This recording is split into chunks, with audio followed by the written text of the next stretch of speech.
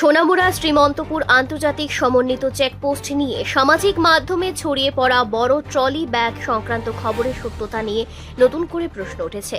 ভারত বাংলাদেশ সীমান্ত দিয়ে যাতায়াতকারী যাত্রী এবং স্থানীয় বাসিন্দাদের বক্তব্যে ওই পাচারের সঙ্গে বাস্তব পরিস্থিতির মিল নেই বলে দাবি করা হয়েছে। তাদের অভিযোগ, কিছু অসাধু চক্র চেকপোস্ট এবং স্থানীয় বাসিন্দাদের ভাবমূর্তি ক্ষুণ্ণ করতে বিভ্রান্তিকর তথ্য ছড়িয়েছে। ঘটনার বাস্তবতা জানতে সাংবাদিকদের একটি প্রতিনিধি দল শ্রীমন্তপুর এলাকা এবং চেকপোস্ট পরিদর্শন করে। সেখানে বাংলাদেশ থেকে ভারতে আসা এবং ভারত থেকে বাংলাদেশে যাওয়া একাধিক যাত্রীর সঙ্গে কথা বলা হয়। তাদের বক্তব্য, চেকপোস্টে কোনো ধরনের অবৈধ কারবার তারা দেখেননি।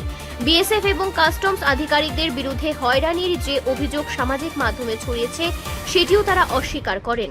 যাত্রীদের দাবি, সীমান্ত পারাপারের সময় সংশ্লিষ্ট আধিকারিকদের আচরণ দায়িত্বশীল এবং পরিষেবা স্বচ্ছ। চেকপোস্টের দায়িত্বপ্রাপ্ত আধিকারিক ক্যামেরার সামনে বক্তব্য না দিলেও জানান, নিরাপত্তা এবং নিয়মকানুন কঠোরভাবে কার্যকর রয়েছে। কোনো অনিয়মের নির্দিষ্ট প্রমাণ পাওয়া গেলে তা জমা দেওয়ার পর আইন অনুযায়ী কঠোর ব্যবস্থা নেওয়া হবে। একই সঙ্গে সামাজিক মাধ্যমে যাচাইহীন খবরে কান না দেওয়ার আহ্বান জানানো হয়েছে।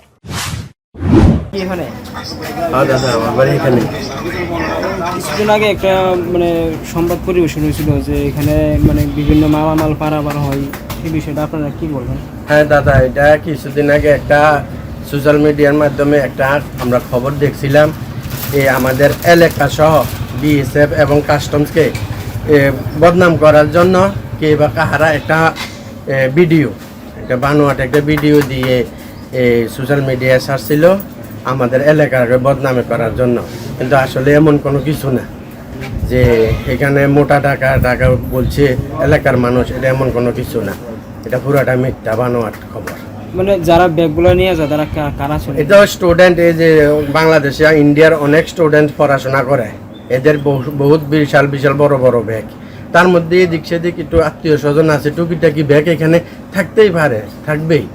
তো এমন না যে সব 2 নম্বরই বা ব্ল্যাক করে করে, এরকম কিছু না। মেন উদ্দেশ্যটা ছিল আপনাদের বদনাম করা। এইটাই বদনাম, ইমিগ্রেশন কাস্টমস সহ আমাদের এলাকাকে বদনাম করার জন্য কে বা কারা। হ্যাঁ, মিঠুন বলি শুভাপুরে বাংলাদেশ থেকে। না এতে কোনো সমস্যা আছে, বিএসএফও চাই না, কাস্টমার চাই না। কাপড় চোপড় গেছি, হ্যাঁ চেক করা হয়েছে। একটা বিএসএফও পয়সা না, কাস্টমার পয়সা না, রুলসে যা আছে তাই সিস্টেম আমরা দেখতেছি একটাছি। ভালো, একেবারে সিস্টেম সুন্দরভাবে চলছে। আমরা ভাবছি আমরা কোনো অসুবিধা হয়। রিপোর্ট সংবাদ প্রতীক্ষা।